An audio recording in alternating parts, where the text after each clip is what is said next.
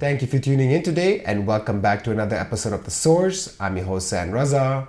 In this episode, I'll be talking to Ray McGovern, a former CIA officer who served the agency from 1963 to 1990 as an analyst. In the 1980s, he chaired the National Intelligence Estimates and also prepared the President's Daily Brief. In 1990, at his retirement, he received the CIA's Intelligence Commendation Medal. He's now a political commentator and activist.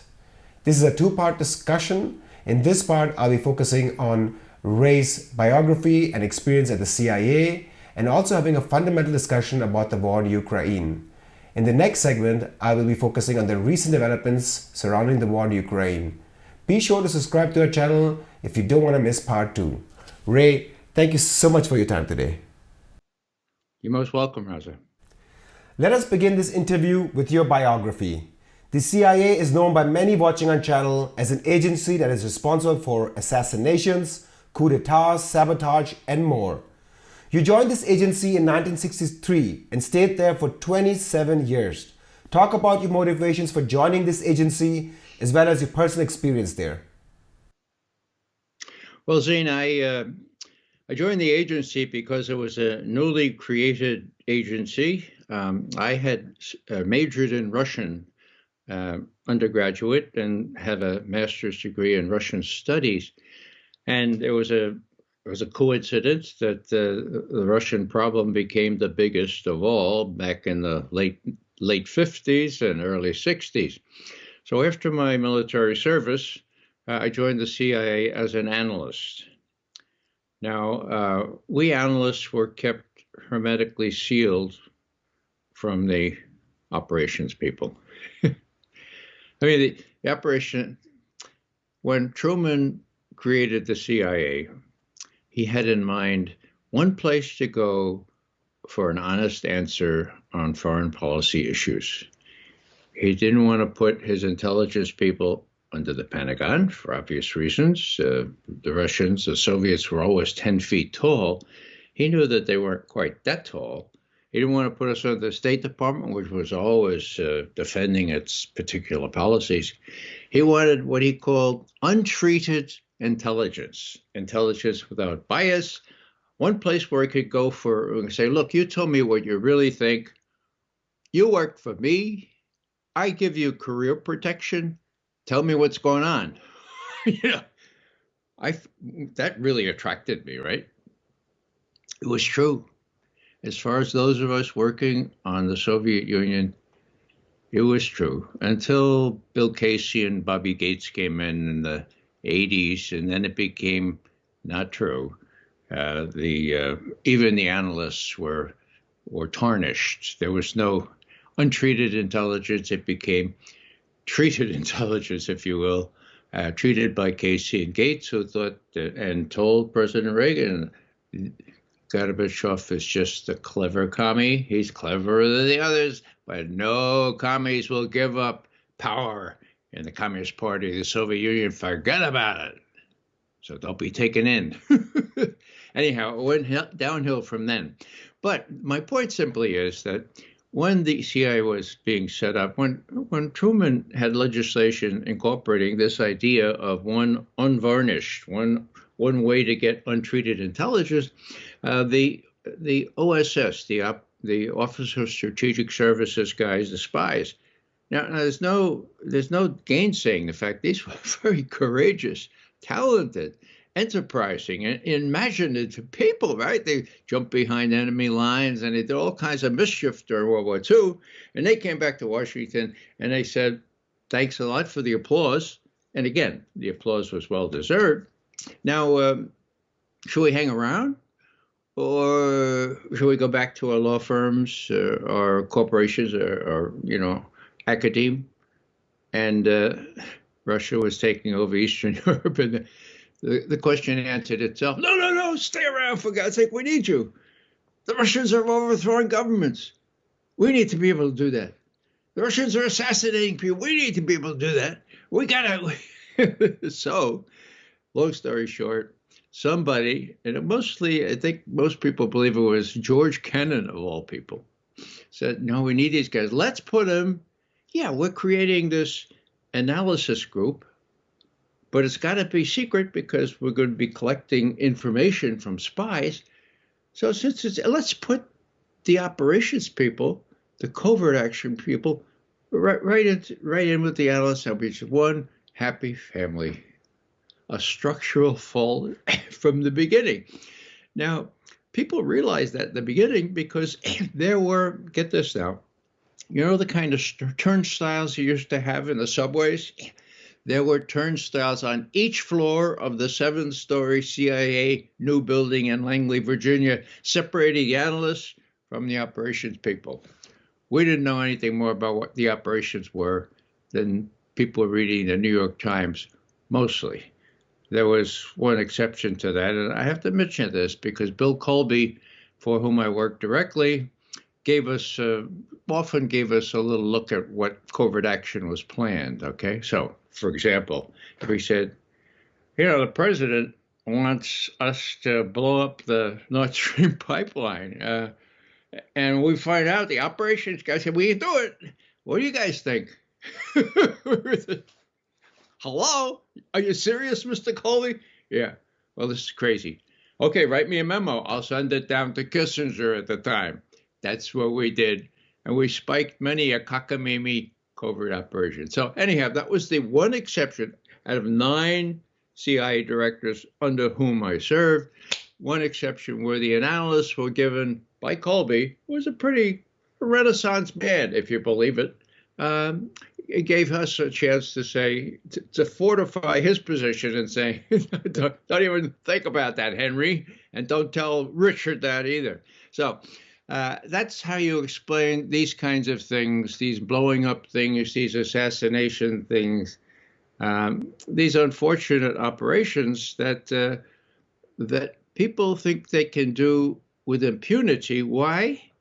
Because, and I'll finish up this thing with this, pointing out this, that when the National Security Act of 1947 was signed off, it included one sentence that said, and I quote, "The Director of Central Intelligence shall perform such other functions and duties as the President shall from time to time direct."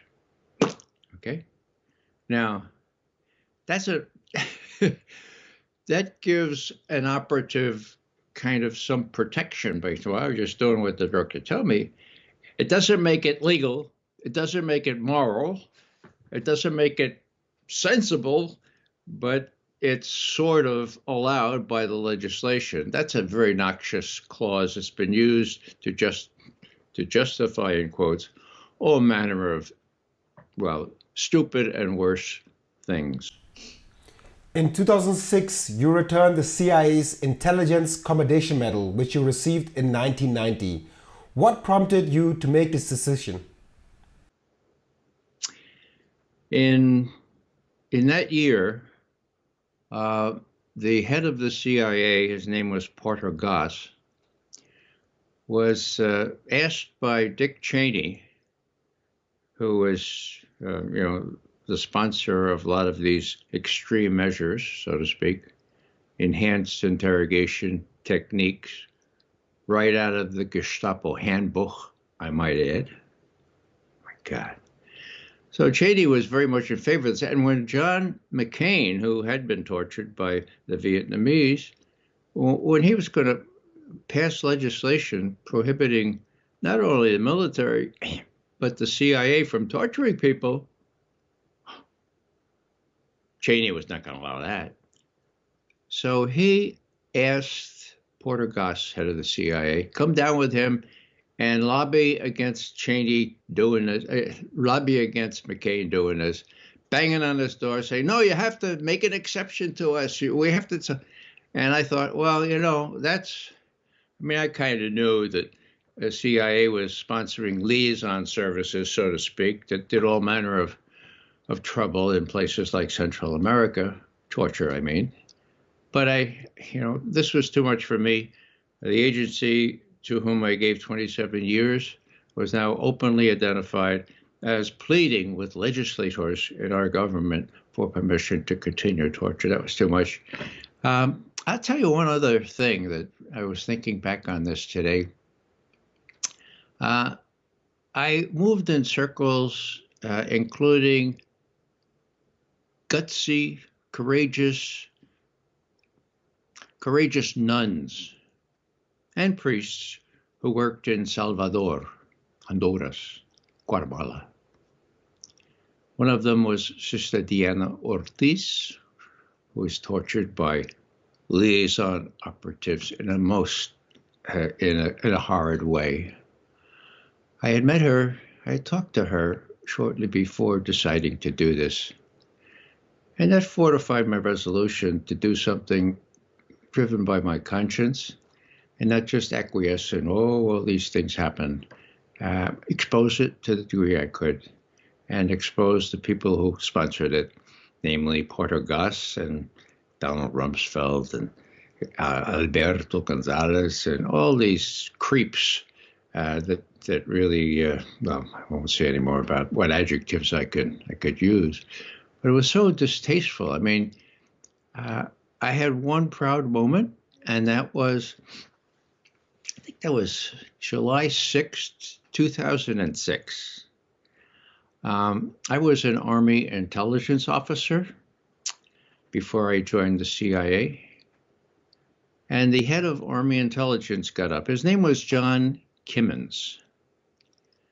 He got up at the Pentagon on the very same day that George W. Bush, president at the time, advertised what he called an alternative set of procedures, which later became known as enhanced interrogation techniques, which also known as torture, okay?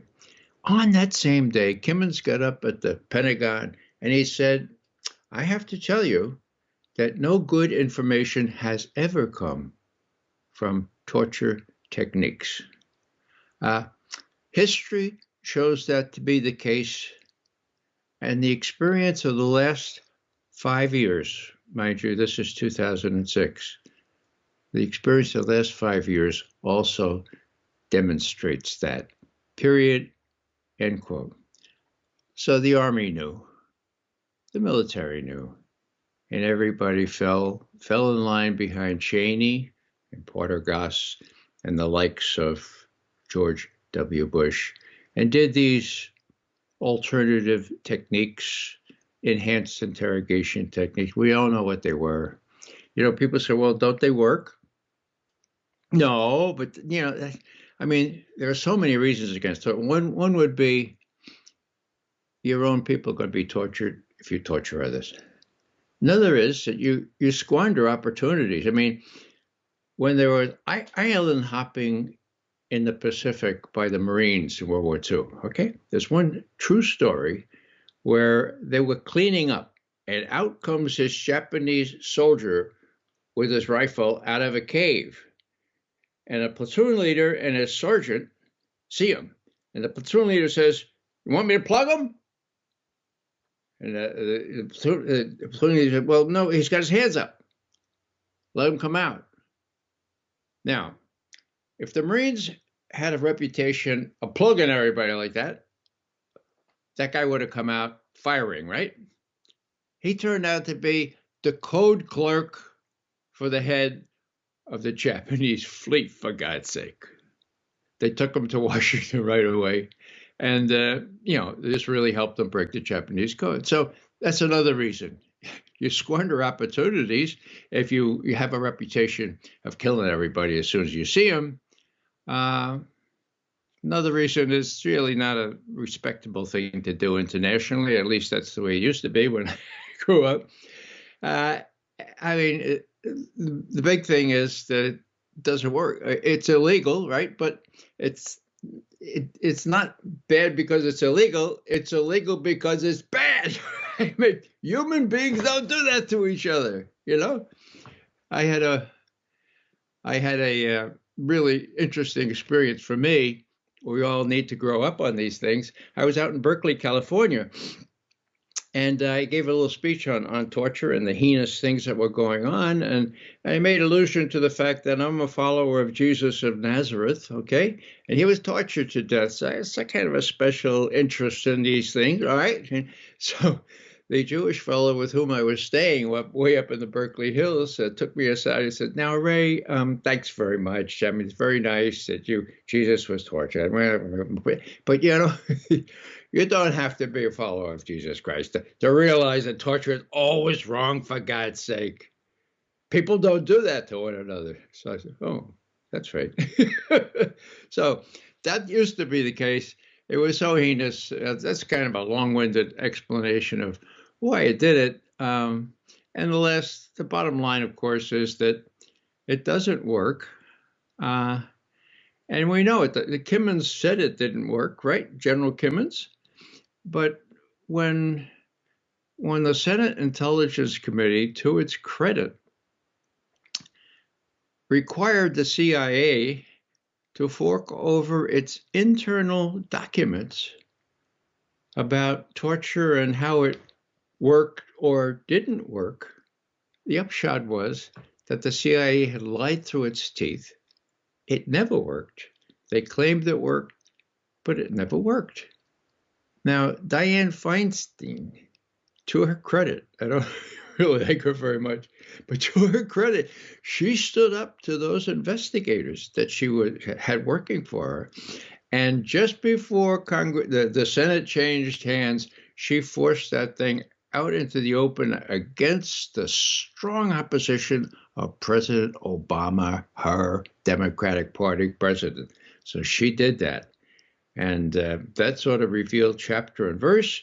And it also she revealed, that in the process of doing this investigation, her investigators had their computers hacked by John Brennan's plumbers, John Brennan's hackers, okay?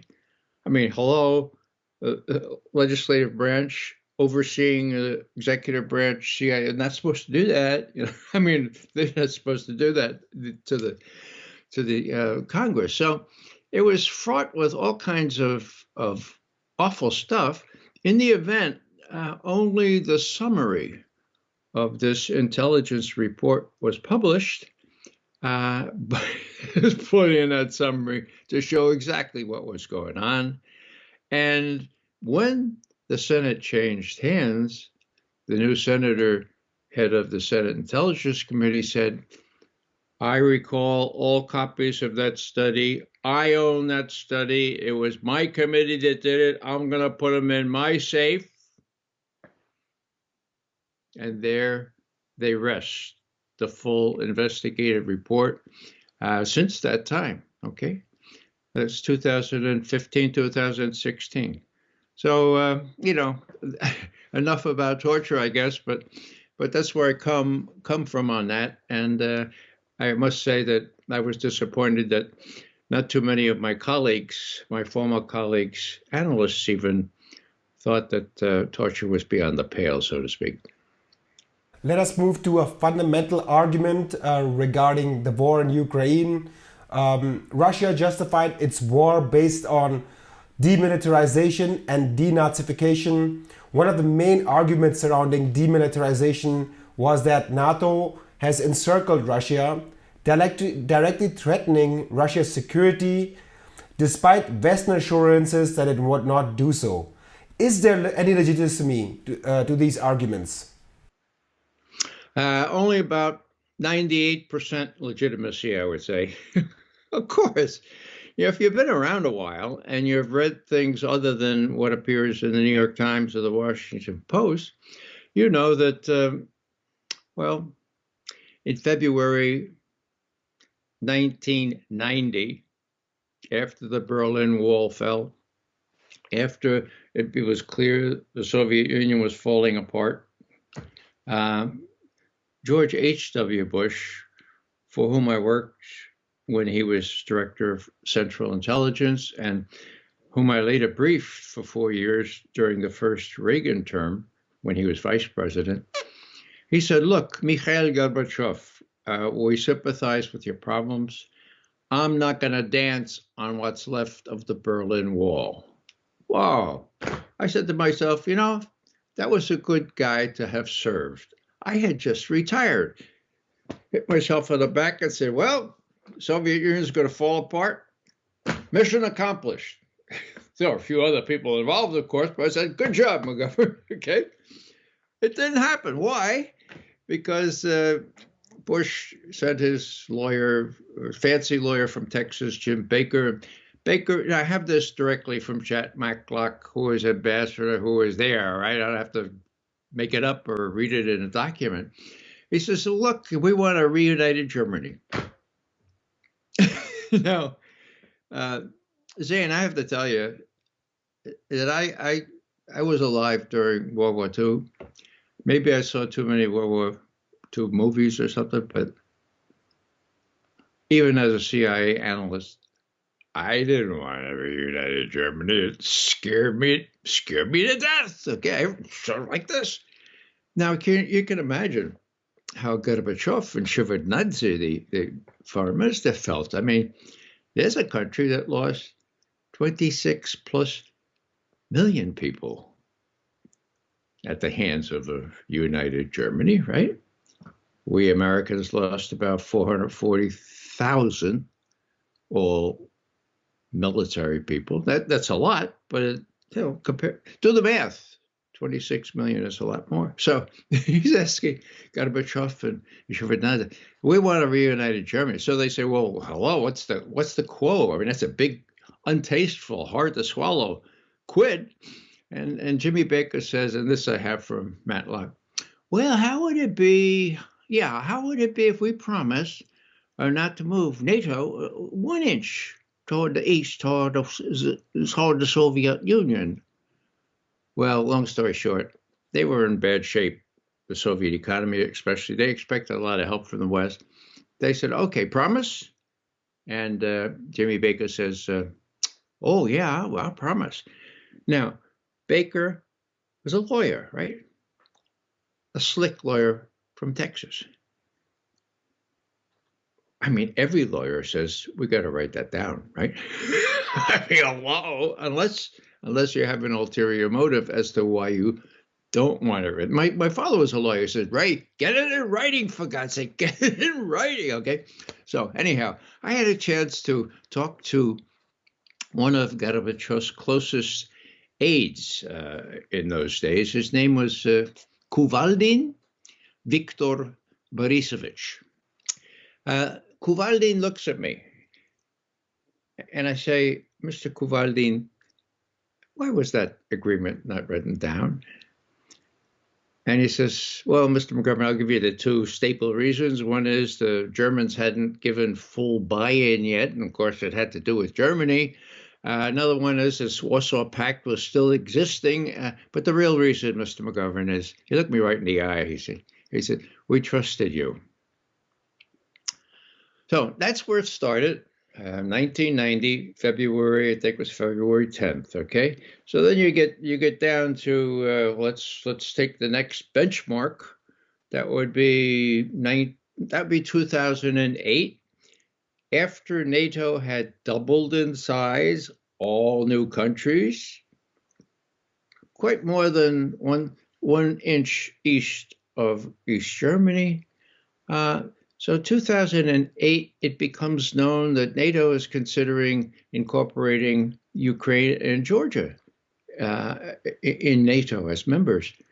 And again, I was worried about this, and people spoke out against it. But Bush and Condoleezza Rice, who was Secretary of State, and of course Cheney, they wanted that to happen in the last year before riding off into the sunset. So what happened was the newly appointed foreign minister, Sergei Lavrov, called our ambassador in. Now, our ambassador at the time was a fellow named William Burns. He happens to be head of the CIA now, okay?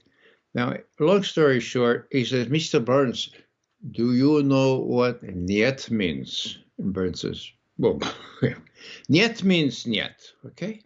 No incorporation of Ukraine and Georgia in NATO, okay? That is a red line for us. Now, to his credit, then Burns sent back a cable, and we have the cable thanks to WikiLeaks. And it's authentic. If I've seen one Embassy Moscow cable, I've seen about 5,000 in my career. He says, in the title, Niet means niet, red line, no membership for Ukraine and Georgia in NATO, okay?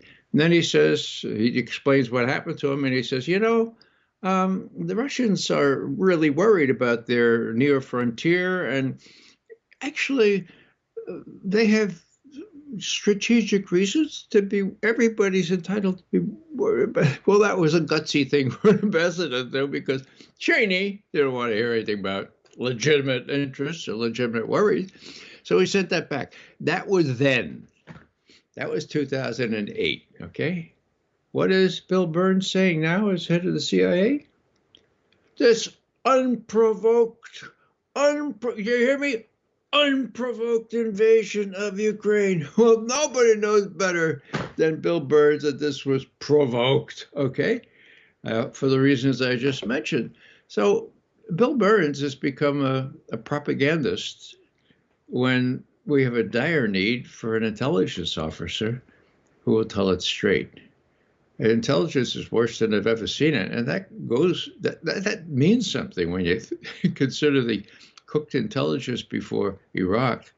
Most people, including apparent intelligence analysts in the employ now, think that Ukraine can win, think that Russia can be defeated in Ukraine.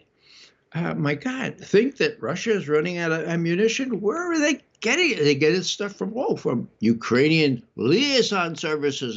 They're a great source for all this stuff. Anyhow, so that's what happened in 2008. The coup de grace happened in 2014, when we know from intercepted conversations that Victoria Nuland, who was she was Assistant Secretary of State for European Affairs at the time, she was caught talking to our ambassador in Kiev.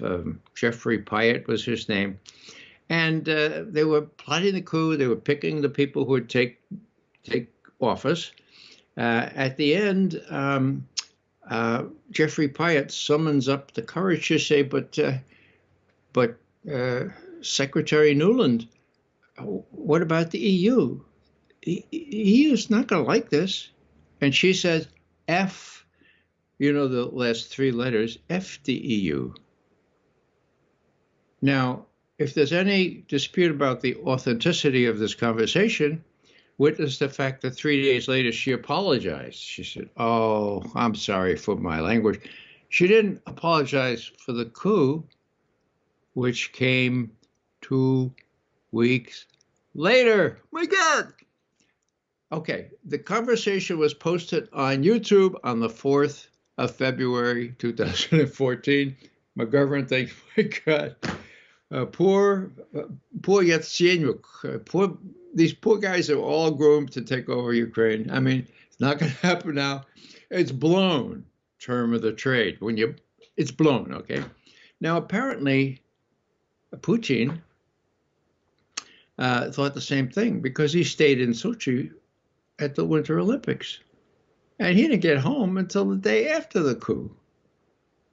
And the day after the coup, he said, well, I mean, if NATO thinks they're going to take over Ukraine, including Sevastopol in Crimea, where we have our only ice-free all year-round naval base, we got to do something about Crimea. And his advisor said, okay, well, that's clear. We can't let them think they're going to take over Crimea. And the Crimeans certainly don't want that either. So Putin says, now this is I wasn't a fly on the wall, but this is clearly what happened in my view. Putin said, well, how the hell did Crimea get to be part of Ukraine in the first place? Oh, well, Khrushchev, he was pretty much almost Ukrainian. He grew up right on the border there. He wanted to get Ukrainian support when he took over after Stalin died in 1953, 54. And so he took out a piece of paper and he did a little ukaz, an order. He said, oh, from now on, the Crimea will be part of the Soviet Union, right? Okay. Well, Putin says, I don't know if that will wash these days. Let's have a plebiscite. I mean, let's find out. I mean, we know the answer. And sure enough, the answer was 90%. People in Crimea wanted to join Russia. And so it happened. It happened, just, let's see, here's March. Yeah, just, let's see, do the math, the same month. Now, Putin, a month after the annexation of Crimea, Putin said something very significant that was just missed in all reporting. He said, we had to take over Crimea. We had to annex Crimea.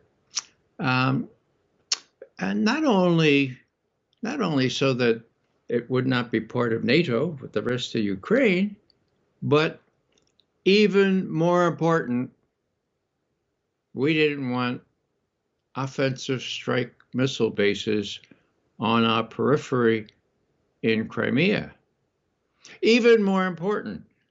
Now, fast forward to December 21, 2021, and here's Putin before his assembled admirals and his generals and the defense minister, and he says, and I quote, the Americans have put in missile bases, capsules that can accommodate offensive strike missiles like Tomahawks, or when they get them, hypersonic missiles. Now, if they're Tomahawk cruise missiles, which go sort of slow, right? I have 7 to 10 minutes to decide what to do. Like, should I blow up the rest of the world? I mean, you didn't say that, but that's what it comes to, okay? Now, if they're hypersonic missiles, 5 minutes. That's not going to happen. And then he makes a mistake. Putin says, this time we need a written agreement, a written down agreement to preclude this. And he looks out at his admirals and generals. Again, this is what I saw on their faces. All right, Vladimir Vladimirovich. Wasn't the ABM treaty written down? And how about the Intermediate Nuclear Forces treaty? That was written down. Open. Come on, Vladimir Vladimirovich. So what happens? 9 days later, the White House gets a call from the Kremlin. Mr. Putin would like to talk to Mr. Biden, like right away. The answer, they were flummoxed. They said, well, wait a second. Our negotiators are going to be meeting in Geneva on the 9th and 10th of January. Why does Putin have to talk to Biden right away? Please, I'd like to talk to him right away. Okay. So, to his credit, Biden takes the call. And what comes out of it? The readout says, Mr. Joseph Biden said that Washington has no intention of putting offensive strike missiles in Ukraine, period, end quote. Whoa, these negotiations are off to a great start. Ushakov, one of, Putin's major advisor on these issues, is applauding this thing. New Year's Eve has never been so celebratory in Moscow with these fellas. They think, oh, this is great. Guess what happens? Boom. Biden wakes up the next morning, in my interpretation, Jacob Sullivan and what's his name, Blinken, say, Mr. President, you didn't say that, did you? You didn't promise that. Well, yeah, I thought maybe forget about it. So they forgot about it. They wouldn't talk about it at Geneva. So this I see as one of the last straws, okay? On February 12th, the last time Biden and Putin talked together, the readout of that made it clear that this this undertaking that Washington had no intention of putting offensive strike missiles in Ukraine was off the table. No one would discuss it. Now, February 12th. So what's that? 12 days before the invasion. It's not the only reason. It's one of several. One of which is, of course, the Russians realized that the Ukrainian troops trained and equipped up to NATO standards were about to pounce on the Donbass. And even more important, if I can use that phrase, was the fact that Putin had secured Xi Jinping's nihil obstat, okay, his imprimatur, they were together in Beijing to open the Olympics on the 4th of February. Again, I was not a fly on the wall, but I think subsequent events checked this out. Putin said, the Americans are dissembling again. They said they'd talk about no offensive strike missiles in Ukraine, and they reneged.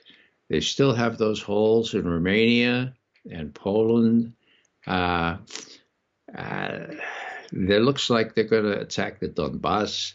The Nazis are still, the pro-Nazis or the proto-Nazis or neo-Nazis, I suppose you call it, Nazis are still having great influence in Kiev. I think we have to invade Ukraine. Now, how did Xi react? Here's my rendition of how Xi react. You mean after the Olympics are over, right? Oh, yeah, after the Olympics are over, okay. Now, this was big for China. I mean, China's fundamental bedrock policy is non-interference in the internal affairs of the country, sovereignty, no violation of borders and stuff. And yet, in the event, Xi, in effect, gave Putin a waiver on Westphalia, okay? Yeah, I understand these are core interests of yours. You're going to support our core interests in the East against in Taiwan. So, yeah, we're in this together. As a matter of fact, the Americans openly say that I'm next right after you. I mean, hello. So, yeah, we're in this together. Now, the U.S. policymakers haven't gotten that. They haven't gotten the fact that Russia and China are joined at the hip now. What used to be let me see if I can do this, a triangular relationship with Russia, China, and the U.S. about equilateral, okay? Now it's isosceles with the U.S. on the short end of the stick, okay? The fact that U.S. policymakers don't realize that they've driven these two other giants together and think that they can take them both on at the same time, this is going to be underscored as Xi is in Moscow today. They will underscore again their strategic relationship, which they say is exceeds is the word, exceeds a normal treaty relationship, has no upper end. That's tectonic. Okay, in other words, in sum, the Ukraine war has created, you could say, multipolar world, but I say bipolar. Not only in the psychiatric sense, okay, but in the strategic sense, okay? You had the lily white West, and then you have the rest of the world. People of color, 80%. Russians, yeah, and the rest of the world. Now, that doesn't mean that the U.S. has isolated Russia, does it? It's just the opposite. And what frightens me is that this is, on the part of U.S. policymakers, crazy. And I have to say that I find confirmation of that in the words of Vladimir Putin, who said exactly that. He gave a big speech at Valdai 27 October, okay? In the Q&A, which lasted 3.5 hours, he was asked, what do you make of the fact that the U.S. is taking on China at the same time it's just sending billions of dollars worth of arms and taking us on in Ukraine? And Putin said, I have this committed to memory. He says, doesn't make any sense. There's no logic to it. I think they're crazy. You know, earlier I thought there might be some subtle plan here, but I no longer think so. I think it's just sheer arrogance and a feeling of impunity. End quote. Now, sheer arrogance, a feeling of impunity, crazy. My God. Doesn't matter what I think. What Putin thinks matters, okay? He knows, for example, that, well, when people ask me about these little capsules in Romania and Poland already there, ready to shoot ostensibly ABM missiles, well, they're in the wrong place for ABM missiles, and they were justified originally to protect against Iran, right? Iran is still not working on a nuclear weapon, and we have the head of intelligence reinforcing that judgment, first made in 2007 and still consistent, okay? So it was a subterfuge, and Putin has said that. So what are these capsules doing? I said to one of my military advisors, Ted Postal, I said, Ted, wouldn't they, I mean, how could they get cruise missiles, or how could they get Tomahawks or hypersonic missiles into those holes without being observed? He looked at me and says, Ray, I'm a physicist. Maybe you don't know this, but it gets dark at night, even in Romania and in Poland and in Ukraine, and they could do it overnight. I said, oh, come on. They'd be a great big hook and ladder sort of thing. He said, no, Ray, they don't need that. All they need is an electric line repair truck. That's all it takes. You know, these trucks that repair your electric lines when they go down in a storm. That's all it takes?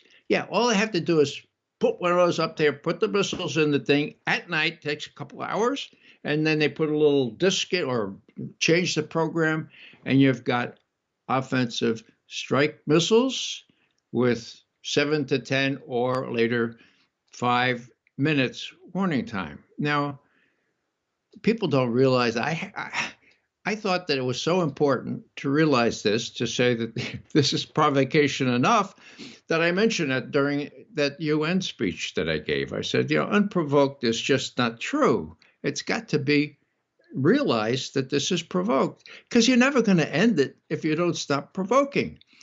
And I even misspoke. I said, you know, they're right around the periphery of the United States. Well, I meant, of course, all around the periphery of Russia. That's where Poland and Romania are. But I was thinking ahead, because the analogy I draw is exactly when Russia tried to put these things on the periphery of the United States. 1962, I was on active duty at the time. I almost got sent with the rest of my infantry buddies down to Key West to prepare to invade Cuba, okay? Now, that was a provoked action. So what did Kennedy do? He did all manner of illegal things. Blockade, we called it a quarantine, but it was a blockade. He said, no more ships come near Cuba. Act of war. Prepared an invasion force. Not supposed to do that either. Threatened nuclear war. UN says you're not supposed to do that either. Did anybody say, now, come on, John Kennedy, you're overreacting, for God's sake? Yeah, this is unprovoked, what you're doing. No, they didn't say that, because it was provoked. Now, to say that, you know, the first catchwords were the invasion was illegal and unprovoked. Now, I think I've dealt with the unprovoked. The illegal, I'm not a lawyer, but there's a part of the UN Charter, Article 51, self-defense, that some lawyers say can be applied just as easy as other parts of the UN Charter to justify this kind of thing. It's been used before by other countries. So I'm not a lawyer. I'm not going to contend with this illegal stuff. But what I will say is that it's not an open and shut case. People need to consult constitutional lawyers. And but unprovoked, let's face it, it was provoked, and therein lies the tale. That's why, in my view, Russian forces are going to go farther west in Ukraine, but no farther than they have to. Lavrov said 3 months ago, and Putin said just 2 weeks ago, look, we wanted to take care of our people, our Russian-speaking people in Donbass. Now we realized that we had to go further west. It's a matter of geography. You get big, long-range missiles that can shoot 150 miles. We have to go 150 miles farther west.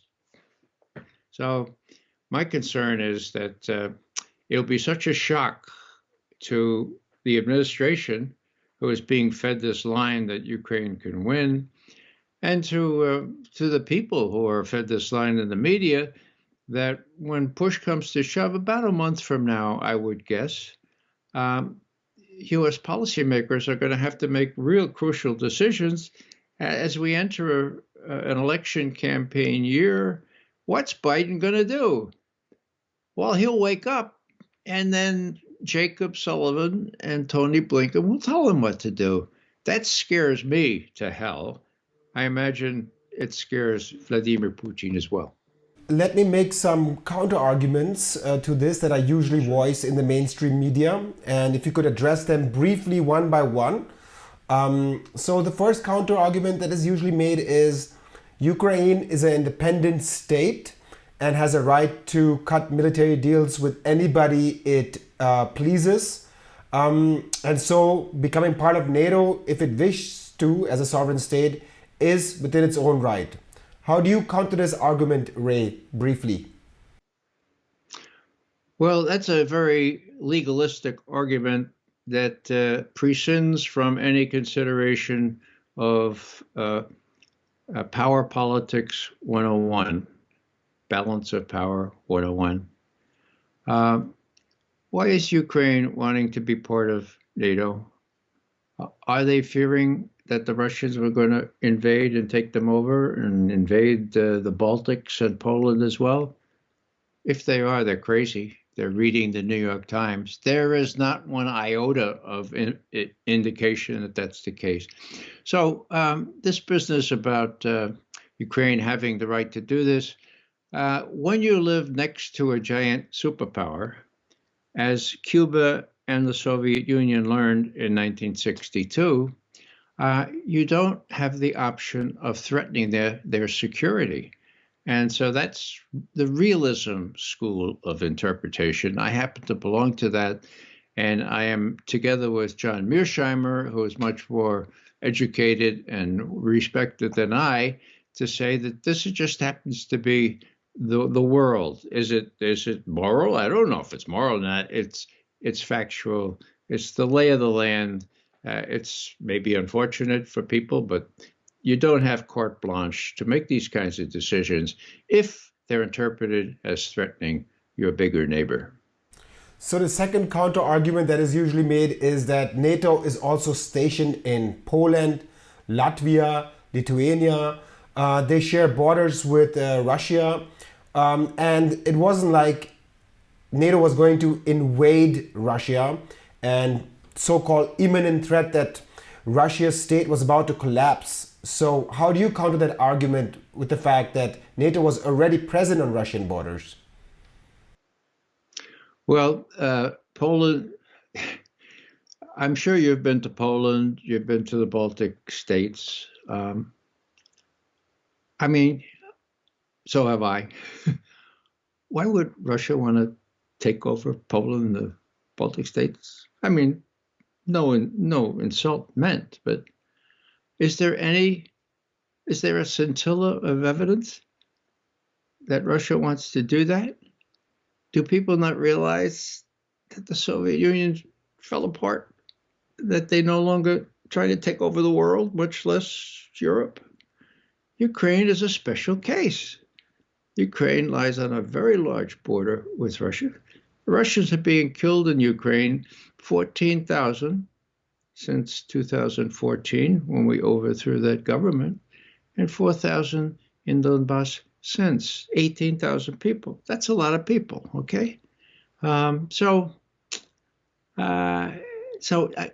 Just to sum up here, there was not a scintilla of evidence that Putin had ever entered into Putin's head to take over Crimea until the coup in 2014. So you get which came first here, what caused what.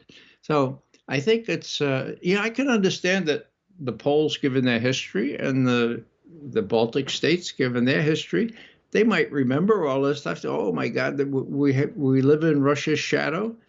But I think, in my view, that unless there was some evidence that Russia wants to invade or attack or take over these countries, that they're being very foolish in spending so much of their hard-earned currency on armaments and depending on the United States to defend them, when I dare say it's an open question as to whether the U.S. would risk the bombing of Washington for defending Warsaw. I kind of doubt it. I don't know if the Poles really believe that, but there's a lot of money to be made in these armaments and so forth. And the people in power in these countries are a bunch of functionaries that have very, very little strategic depth. The likes of Willy Brandt and Egon Bahr in Germany, well, where are they? I don't see anybody with that kind of format or guten Wolff. And the last argument that is made, especially when it comes to NATO expansion, this famous quote that we are not going to move 1 inch to the east, that promises that were made, is usually countered in the mainstream media by stating that these things were only verbal and there were no legally binding documents that were somehow attached to international law. So hence, Russia cannot use them as a way to say, see, the West broke its promises, because there's nothing legally binding this. How do you counter that? Well, it's not a matter of countering things. It's just trying to explain what the facts are. I explained how Jimmy Baker raised the thing, and then, unlike any reasonable lawyer, forgot to get it written down. Give me a break. And it's the promise is extant in all kinds of foreign ministry documents in Bonn, in Berlin, in Washington, in Paris. I mean, the promise was made. Now, the fact that it wasn't written down, when you make a promise, you have a certain moral obligation, particularly when the stakes are so high, particularly when the other part of the promise was a reunited Germany, for God's sake. I imagine the people of Gorbachev's age now are wondering, well, this was a really good idea at all. I mean, not only did they move more than 1 inch, but a reunited Germany has turned out to be a pretty scary thing these days. And I say that advisedly, having worked and served for 5 years in Germany. I, too, am a little afraid of what's going on there. One of my friends, Heine Blicke, is faced with a prison sentence for simply saying, hey, why don't we try to put ourselves in Putin's shoes, and why don't we acknowledge that there are Nazis in Kiev? My God. Both of those things are, the last thing is true. The first thing is a good idea. He was convicted of that by a German judge. My God, that reminds me of 90 years ago. 90 years ago, 1933. when the Germans sort of, well, one young German lawyer, Sebastian Hafner, anyhow, Raymond Pretzel was his real name. He recorded that when guts and courage were needed in Berlin after the Reichstagsbrand, that the Germans bent toward submissiveness, okay? That they didn't speak out, they couldn't find their voice. The Social Democrats and the Zentrum Catholic Party caved. Now, I would have hoped that there are enough people that know that history, and there are enough people that know the history of the German people since 1945, when German people had to act like children before the Allies, the U.S. first and foremost, and then adolescents, okay, giving a little trouble here or there. But now they have to act like adults, for God's sake, because their own economy, their own freedoms are at risk, and the people in power are people that don't seem to have, they have keine Ahnung about what's at stake, for God's sake, you know? So I get a little upset at what I watch going on in Germany, but this is the key. If the Germans can ask Olaf Scholz, when you stood next to President Biden on the 7th of February last year, and he said, yes, I promise you, the Nord Stream pipeline will not go through, you said, we do everything together. There's nothing important that we do that we don't do together. So, did he tell you about the plan to blow up the pipeline? Did you do that together? Or were you überrascht? Were you really surprised back in September when it happened? Either way, Chancellor Scholz, either way, it's an extreme embarrassment, is it not? So how do you explain all this? Now, I asked a German friend, why don't they ask him that? And he said, well, people submissive. People are afraid to be in, I've been accused of being in Putin's pocket, right? A Putin Versteher. So to verstehen Putin is somehow unpatriotic. I mean, I thought we were supposed to verstehen people. We're supposed to understand people so that we can deal with them. Anyhow, the situation is getting out of hand. I think it'll come to a head in just a month when Biden will have to decide, does he want to enlist German help in upping the ante once again to include a greater risk of nuclear weapons use in Ukraine?